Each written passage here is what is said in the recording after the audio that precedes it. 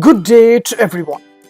Today I would like to share how to download and install Python 3.9.1 on Windows 10. It is free. Let's see how to do that. Before that, kindly subscribe HowXT channel and click the bell icon to know about more videos. Yes, from a laptop, just open Chrome browser and just type Microsoft Play Store.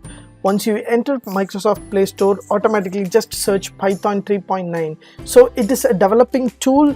Python is an easy to learn, powerful program language. It is efficient, high level data structure software. So any software engineer, if they want to learn Python, they can easily install the Windows application and they can learn the software.